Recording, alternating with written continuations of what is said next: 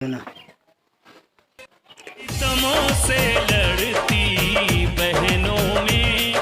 नमस्कार दोस्तों, आज हम बात करेंगे बहुजन सैनी और चंबल की रानी फूलन देवी के बारे में।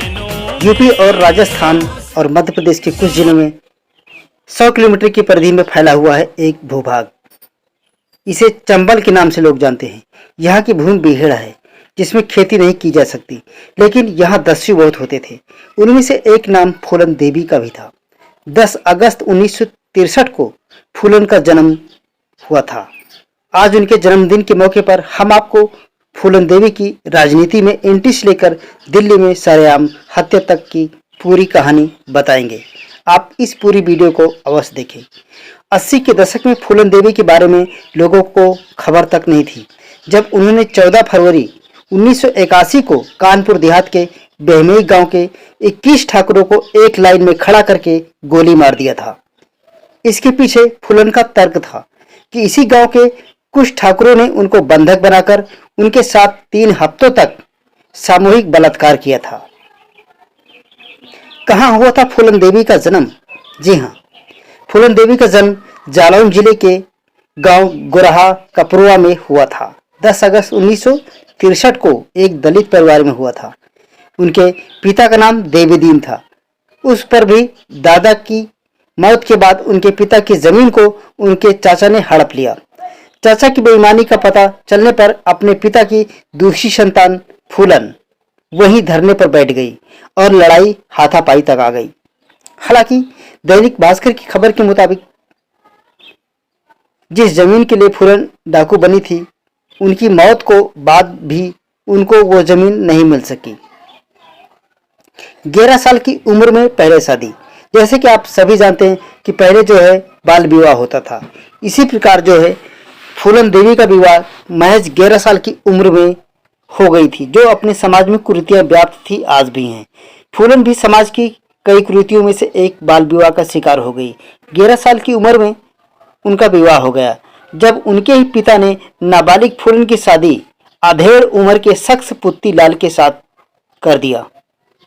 यानी कि फूलन देवी की उम्र मात्र 11 वर्ष थी और उनकी शादी एक अधेड़ युवक के साथ किया गया था, 50 साल की उम्र के साथ। उनको ससुराल में बहुत प्रताड़ित किया गया और उनके पति का व्यवहार भी उनके साथ ठीक नहीं था। प्रताड़ना से बाद में फूलन मायके आ गई। चचेरे भाई ने चोरी के झूठे इल्जाम में फूलन को जेल भिजवा दिया। यहीं से उनकी जान पहचान बागियों से होनी शुरू हुई। परिवार के दबाव से ससुराल आई।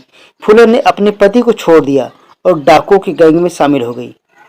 बताया जाता है कि इसी दौरान उनकी उम्र 20 साल रही होगी। खुद का गैंग बनाया। ससुराल वालों की प्रताड़ना से तंग आकर दस्यु बन गई फूलन देवी। फूलन की मुसीबती डाकुओं के गैंग में भी कम नहीं हुई। गिरोह के सरदार ने उनसे जबरदस्ती करने की कोशिश की। फूलन के साथ इस घटना के बाद पूरी गैंग की संवेदना फूलन के प्रति आ गई और इसी बीच विक्रम मल्ला नाम के एक गैंग मेंबर ने सरदार बाबू गुजर का कत्ल कर दिया और खुद गैंग का सरदार बन गया।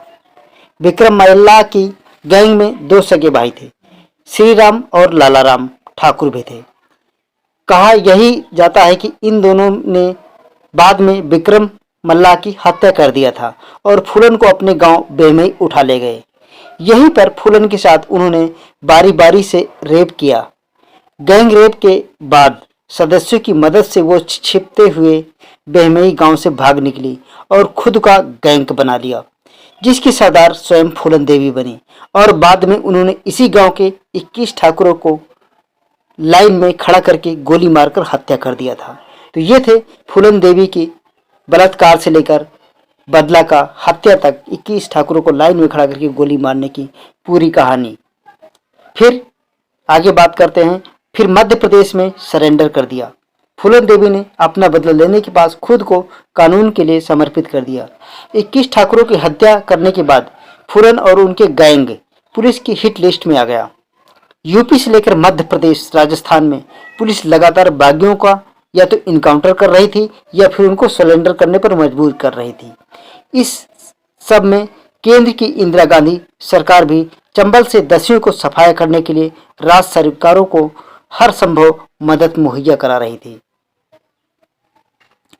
दोस्तों, इस प्रकार फूलन के दौर के कई बागी पुलिस में सरेंडर कर चुके थे। मध्य प्रदेश पुलिस फूलन के सरेंडर की कोशिश में जुटी हुई थी।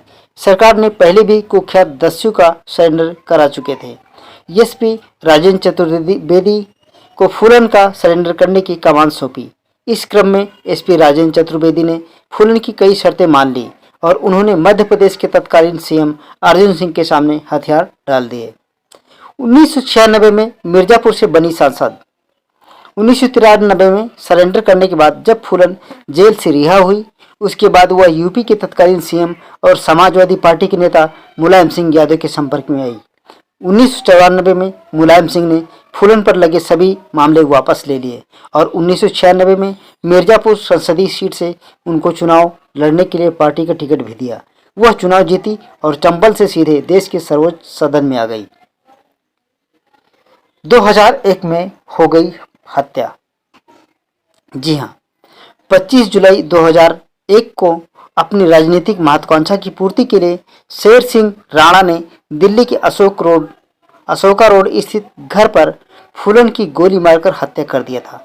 संसद बनकर सामान्य जीवन जी रही और देश के दलितों, पिछड़ों और सामाजिक न्याय की आवाज को बुलंद करने वाली दस्यु पुलिस लगातार बागियों का या तो इनकाउंटर कर रही थी, हमेशा के लिए इस दुनिया को छोड़कर चली गई।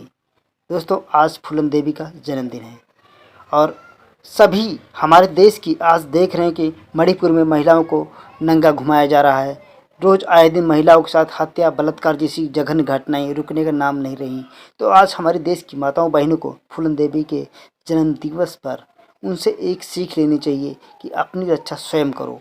जब तक आप स्वयं मजबूत नहीं होगी तब तक आपकी रक्षा नहीं हो सकती। इस वजह से आप लोग ज़्यादा से ज़्यादा फूलन देवी के बारे में जानें और उनके साथ क्या हुआ था इस घटना के बारे में जानें और अपने आप को सुरक्षित करें, मजबूत करें, क्योंकि जो डर गया समझो मर गया। मिलते हैं फिर अगली खबर में। दोस्तों, यदि आपको ये वीडियो पसंद आती है तो ज़्यादा से ज़्यादा शेयर करें। जय भीम, जय संविधान।